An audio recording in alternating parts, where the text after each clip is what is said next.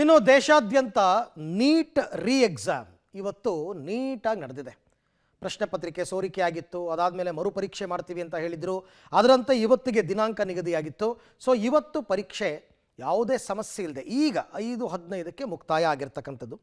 ಬಿಗಿ ಪೊಲೀಸ್ ಭದ್ರತೆ ಮತ್ತು ಯೋಧರ ಭದ್ರತೆಯಲ್ಲಿ ಪರೀಕ್ಷೆಯನ್ನು ಈ ಬಾರಿ ಯಶಸ್ವಿಯಾಗಿ ನಡೆಸಲಾಗಿದೆ. ಇನ್ನು ಕೆಲವೆಡೆ ಪರೀಕ್ಷಾ ಕೇಂದ್ರಕ್ಕೆ ತಡವಾಗಿ ವಿದ್ಯಾರ್ಥಿಗಳು ಬಂದ ಕಾರಣ ಪಾಪ ಕೆಲವರಿಗೆ ಪರೀಕ್ಷೆ ಬರೆಯೋದಕ್ಕೆ ಅವಕಾಶ ಸಿಕ್ಕಿಲ್ಲ. ಇನ್ನು ಕೆಲವು ಕಡೆ ಜೀನ್ಸ್ ಪ್ಯಾಂಟ್ ಮೆಟಲ್ ಬಟನ್ ತೆಗೆಸಿದ್ದಾರೆ, ಉಡುದಾರಕ್ಕೆ ಕತ್ತರಿ ಹಾಕಿದ್ದಾರೆ. ಈ ನಡುವೆ ನಕಲಿ ಪ್ರಶ್ನೆ ಪತ್ರಿಕೆಯ ವಿಡಿಯೋ ಒಂದು ವೈರಲ್ ಆಗಿದೆ. ಬಟ್ ಅದನ್ನು NTA ಅವರು ಹೇಳಿದ್ದಾರೆ, ಈ ಥರ ಎಲ್ಲ ಪಿತೂರಿ ಮಾಡ್ತಾ ಇದ್ದಾರೆ, ಯಾವ ಪ್ರಶ್ನೆ ಪತ್ರಿಕೆಯೂ ಕೂಡ ಲೀಕ್ ಆಗಿಲ್ಲ, ಎಲ್ಲವೂ ಕೂಡ ಇದೆ, ಪೋಷಕರು ಮತ್ತು ವಿದ್ಯಾರ್ಥಿಗಳು ಆತಂಕ ಪಡುವಂತಹ ಅವಶ್ಯಕತೆ ಇಲ್ಲ ಅಂತ ಕೂಡ ಸ್ಪಷ್ಟಪಡಿಸಿದೆ. ಓವರಾಲ್ ಇವತ್ತು ನೀಟ್ ಪರೀಕ್ಷೆಯ ಹೈಲೈಟ್ಸ್ ಏನೇನು ನೋಡೋಣ ಬನ್ನಿ. ದೇಶಾದ್ಯಂತ ನೀಟ್ ಮರುಪರೀಕ್ಷೆ ಯಶಸ್ವಿ, ಹಿಂದೆಂದಿಗಿಂತಲೂ ಕಾಣದ ರೀತಿಯಲ್ಲಿ ಭದ್ರತೆ, ಪರೀಕ್ಷಾ ಕೇಂದ್ರಗಳ ಸುತ್ತ ಖಾಕಿ ಕಣ್ಗಾವಲು. ದೇಶಾದ್ಯಂತ ತೀವ್ರ ಕುತೂಹಲ ಮೂಡಿಸಿದ್ದ ನೀಟ್ ಮರುಪರೀಕ್ಷೆ ಯಶಸ್ವಿಯಾಗಿ ನಡೆದಿದೆ. ಮಧ್ಯಾಹ್ನ 2 ಗಂಟೆಯಿಂದ ಸಂಜೆ 5:15ರವರೆಗೆ ನೀಟ್ ಪರೀಕ್ಷೆ ನಡೆಯಿತು. ಕಳೆದ ಪರೀಕ್ಷೆಯಲ್ಲಿ ನೀಟ್ ಪ್ರಶ್ನೆ ಪತ್ರಿಕೆ ಸೋರಿಕೆಯಾಗಿ ದೇಶಾದ್ಯಂತ ಕೋಲಾಹಲವೇ ಸೃಷ್ಟಿಯಾಗಿತ್ತು. ಈ ನಿಟ್ಟಿನಲ್ಲಿ ಕೇಂದ್ರ ಸರ್ಕಾರ ಮುನ್ನೆಚ್ಚರಿಕೆ ವಹಿಸಿಕೊಂಡು ಯಾವುದೇ ತೊಂದರೆ ಆಗದಂತೆ ಪರೀಕ್ಷೆಯನ್ನು ಯಶಸ್ವಿಯಾಗಿ ನಡೆಸಿದೆ. ರಾಷ್ಟ್ರೀಯ ಪರೀಕ್ಷಾ ಸಂಸ್ಥೆ ಮತ್ತು ಕೇಂದ್ರ ಸರ್ಕಾರ ಹಿಂದೆಂದೂ ಕಾಣದ ರೀತಿಯಲ್ಲಿ ಅಭೂತಪೂರ್ವ ಬಿಗಿ ಭದ್ರತೆಯನ್ನು ಕೈಗೊಂಡಿದೆ. 22 ಲಕ್ಷಕ್ಕೂ ಹೆಚ್ಚು ವೈದ್ಯಕೀಯ ಆಕಾಂಕ್ಷಿಗಳು ನೀಟ್ ಮರುಪರೀಕ್ಷೆ ಬರೆದಿದ್ದಾರೆ. ಈ ಪರೀಕ್ಷೆಯಲ್ಲಿ ಯಾವುದೇ ರೀತಿಯ ಅಕ್ರಮ ಅಥವಾ ಪೇಪರ್ ಲೀಕ್ ಆಗದಂತೆ ತಡೆಯಲು CCTV ಲೈವ್ ಕಣ್ಗಾವಲು, AI ತಂತ್ರಜ್ಞಾನ ಮತ್ತು ಪೊಲೀಸ್ ಬೆಂಗಾವಲು ಸೇರಿದಂತೆ ಹೈಟೆಕ್ ಭದ್ರತಾ ವ್ಯವಸ್ಥೆಯನ್ನು ಜಾರಿಗೊಳಿಸಲಾಗಿತ್ತು. ಪ್ರತಿಯೊಬ್ಬ ವಿದ್ಯಾರ್ಥಿಗೂ ಬಯೋಮೆಟ್ರಿಕ್ ತಪಾಸಣೆ, ಪರೀಕ್ಷಾ ಪ್ರಕ್ರಿಯೆ ಸಂಪೂರ್ಣ ಚಿತ್ರೀಕರಣ. ಇನ್ನು ಪರೀಕ್ಷಾ ಕೇಂದ್ರಗಳ ಸುತ್ತಮುತ್ತ ಬಿಗಿ ಪೊಲೀಸ್ ಭದ್ರತೆಯನ್ನು ಕಲ್ಪಿಸಲಾಗಿತ್ತು.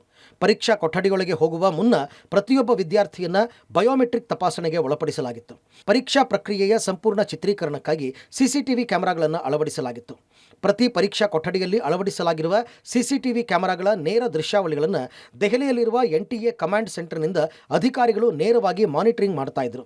ವಿದ್ಯಾರ್ಥಿಗಳ ನಡವಳಿಕೆಯಲ್ಲಿ ಯಾವುದೇ ಅಶಿಸ್ತು ಅಥವಾ ನಕಲು ಮಾಡುವ ಪ್ರಯತ್ನಗಳು ಪತ್ತೆ ಹಚ್ಚಲು ಈ ಬಾರಿ AI ತಂತ್ರಜ್ಞಾನ ಆಧಾರಿತ ಕಣ್ಗಾವಲು ವ್ಯವಸ್ಥೆಯನ್ನ ಬಳಸಲಾಗಿದೆ. ಪರೀಕ್ಷಾ ಕೇಂದ್ರಕ್ಕೆ ಓಡೋಡಿ ಬಂದ ವಿದ್ಯಾರ್ಥಿನಿ, ಕೊಪ್ಪಳದಲ್ಲಿ ವಿದ್ಯಾರ್ಥಿನಿಗೆ ಸಿಗದ ಅವಕಾಶ. ಕೊಪ್ಪಳದಲ್ಲಿ ಮಧ್ಯಾಹ್ನ 1:53ಕ್ಕೆ ಸರಿಯಾಗಿ ವಿದ್ಯಾರ್ಥಿನಿಯೋರ್ವಳು ಪರೀಕ್ಷಾ ಕೇಂದ್ರಕ್ಕೆ ಓಡೋಡಿ ಬಂದ್ಲು. ಕೊಪ್ಪಳದ ಪ್ರಥಮ ದರ್ಜೆ ಕಾಲೇಜಿನ ಕೇಂದ್ರಕ್ಕೆ ಗಂಗಾವತಿಯ ವಿದ್ಯಾರ್ಥಿನಿ ಫಾತಿಮಾ ತಡವಾಗಿ ಬಂದಿದ್ದರಿಂದ ಪರೀಕ್ಷೆ ಬರೆಯಲು ಅವಕಾಶ ನಿರಾಕರಿಸಲಾಯಿತು. ಪರೀಕ್ಷಾ ವೀಕ್ಷಕರಿಗೆ ಪರಿಪರಿಯಾಗಿ ಬೇಡಿಕೊಂಡರೂ ಫಾತಿಮಾಗೆ ಅವಕಾಶ ಕೊಡಲಿಲ್ಲ. ಪರೀಕ್ಷೆಗೆ ಅವಕಾಶ ಸಿಗದ ಹಿನ್ನೆಲೆಯಲ್ಲಿ ನಿರಾಶೆಯಿಂದ ವಿದ್ಯಾರ್ಥಿನಿ ಫಾತಿಮಾ ವಾಪಸ್ಸಾದ ಘಟನೆ ನಡೆಯಿತು. ಇಂಥದ್ದೇ ಘಟನೆ ಬೆಂಗಳೂರಿನಲ್ಲೂ ನಡೆಯಿತು. ಮಲ್ಲೇಶ್ವರಂ ಸರ್ಕಾರಿ ಪದವಿ ಪೂರ್ವ ಕಾಲೇಜ್ ಗೇಟ್ಗೆ ಬೀಗ ಹಾಕಿದ ಬಳಿಕ ಬಂದ ವಿದ್ಯಾರ್ಥಿಗಳಿಗೆ ಅಧಿಕಾರಿಗಳು ಪರೀಕ್ಷೆ ಬರೆಯಲು ಅವಕಾಶ ಮಾಡಿಕೊಟ್ರು. ವಿದ್ಯಾರ್ಥಿಯ ಜೀನ್ಸ್ ಬಟನ್ ಕಟ್, ಕೈಗೆ ಕಟ್ಟಿದ್ದ ಕಪ್ಪು ದಾರ ತೆಗೆಸಿದ ಸಿಬ್ಬಂದಿ. ಬಳ್ಳಾರಿಯಲ್ಲಿ ವಿದ್ಯಾರ್ಥಿಗಳ ಉಡುದಾರಕ್ಕೆ ಕತ್ತರಿ. ಬೆಂಗಳೂರಿನ ಮಲ್ಲೇಶ್ವರಂ ಪರೀಕ್ಷಾ ಕೇಂದ್ರದಲ್ಲಿ ವಿದ್ಯಾರ್ಥಿಯೋರ್ವ ಜೀನ್ಸ್ ಪ್ಯಾಂಟ್ ಹಾಕಿ ಬಂದಿದ್ದ. ಜೀನ್ಸ್ನಲ್ಲಿ ಮೆಟಲ್ ಇರುವ ಹಿನ್ನೆಲೆಯಲ್ಲಿ ಅನಿವಾರ್ಯವಾಗಿ ಪ್ಯಾಂಟ್ ಬಟನ್ ಕಟ್ ಮಾಡಲಾಯಿತು. ಇನ್ನು ವಿದ್ಯಾರ್ಥಿಯೋರ್ವ ಕೈಗೆ ಕಪ್ಪು ದಾರ ಕಟ್ಟಿ ಬಂದಿದ್ದ. ದಾರವನ್ನು ಕಟ್ ಮಾಡಿ ತೆಗೆಸಲಾಯಿತು. ಇದರಿಂದ ಪೋಷಕರು ಆಕ್ರೋಶ ವ್ಯಕ್ತಪಡಿಸಿದರು. ಇನ್ನು ಬಳ್ಳಾರಿ ಕೇಂದ್ರದಲ್ಲಿ ವಿದ್ಯಾರ್ಥಿಗಳ ಉಡುದಾರ ಕಟ್ ಮಾಡಲು ಸಿಬ್ಬಂದಿ ಸೂಚಿಸಿದರು. ಆದರೂ ಉಡುದಾರ ಧರಿಸಿ ಬಂದಿದ್ದ ಕೆಲವು ವಿದ್ಯಾರ್ಥಿಗಳ ಉಡುದಾರವನ್ನು ಸ್ವತಃ ಸಿಬ್ಬಂದಿ ಕತ್ತರಿ ಹಾಕಿದರು. ನೀಟ್ ಮರುಪರೀಕ್ಷೆ ನಡುವೆಯೇ ಪಿತೂರಿ ಸಂಚು, ಪ್ರಶ್ನೆ ಪತ್ರಿಕೆ ಸೋರಿಕೆ ಎಂಬ ನಕಲಿ ವಿಡಿಯೋ ವೈರಲ್. ನೀಟ್ UG ಮರುಪರೀಕ್ಷೆಯ ನಡುವೆಯೇ ಸಾಮಾಜಿಕ ಜಾಲತಾಣಗಳಲ್ಲಿ ವಿದ್ಯಾರ್ಥಿಗಳ ದಾರಿ ತಪ್ಪಿಸುವ ದೊಡ್ಡ ಜಾಲವೊಂದು ಸಕ್ರಿಯವಾಗಿದೆ. ಇನ್ಸ್ಟಾಗ್ರಾಮ್ ಸೇರಿದಂತೆ ವಿವಿಧ ಸೋಷಿಯಲ್ ಮೀಡಿಯಾಗಳಲ್ಲಿ ನೀಟ್ ಮರುಪರೀಕ್ಷೆಯ ಪ್ರಶ್ನೆ ಪತ್ರಿಕೆ ಸೋರಿಕೆಯಾಗಿದೆ ಅಂತ ನಕಲಿ ವಿಡಿಯೋ ಹಾಗೂ ಫೋಟೋಗಳು ಹಾಕಿ ಕಿಡಿಗೇಡಿಗಳು ವೈರಲ್ ಮಾಡ್ತಾ ಇದ್ದಾರೆ. ಈ ಹಿನ್ನೆಲೆಯಲ್ಲಿ ರಾಷ್ಟ್ರೀಯ ಪರೀಕ್ಷಾ ಸಂಸ್ಥೆ ವಿದ್ಯಾರ್ಥಿಗಳಿಗೆ ಮತ್ತು ಪೋಷಕರಿಗೆ ಮಹತ್ವದ ಎಚ್ಚರಿಕೆಯನ್ನು ನೀಡಿದ್ದು, ಇಂತಹ ಯಾವುದೇ ಸುಳ್ಳು ಸುದ್ದಿಗಳಿಗೆ ಕಿವಿಗೊಡದಂತೆ ಕಟ್ಟುನಿಟ್ಟಿನ ಸೂಚನೆ ನೀಡಿದೆ.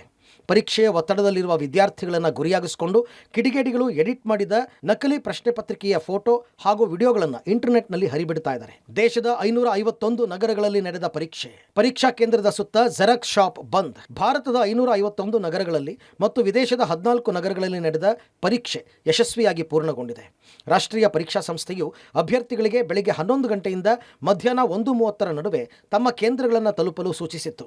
ಇತ ರಾಜ್ಯದ ಬೆಂಗಳೂರು, ಕಲಬುರಗಿ ಸೇರಿದಂತೆ ಹಲವು ಕಡೆಗಳಲ್ಲಿ ಭಾರೀ ಬಿಗಿ ಭದ್ರತೆಯಲ್ಲಿ ಪರೀಕ್ಷೆ ನಡೆಯಿತು. ಪರೀಕ್ಷಾ ಕೇಂದ್ರಗಳ 200 ಮೀಟರ್ ವ್ಯಾಪ್ತಿಯಲ್ಲಿ ನಿಷೇಧಾಜ್ಞೆ ಜಾರಿಗೊಳಿಸಲಾಗಿದ್ದು, ಜೆರಾಕ್ಸ್ ಅಂಗಡಿಗಳು ಮತ್ತು ಪುಸ್ತಕದ ಅಂಗಡಿಗಳನ್ನು ಮುಚ್ಚಿಸಲಾಗಿತ್ತು. ಒಟ್ಟಾರೆ ಮೇ ತಿಂಗಳಲ್ಲಿ ರದ್ದಾಗಿದ್ದ ನೀಟ್ ಮರುಪರೀಕ್ಷೆ ಈ ಬಾರಿ ಯಶಸ್ವಿಯಾಗಿ ಮುಗಿದಿದೆ. ಬಿಗಿ ಭದ್ರತೆಯಲ್ಲಿ ರಾಷ್ಟ್ರೀಯ ಪರೀಕ್ಷಾ ಸಂಸ್ಥೆ ರೀ ಎಕ್ಸಾಮ್ ಅನ್ನು ಸಫಲಗೊಳಿಸಿದೆ. News desk, public TV.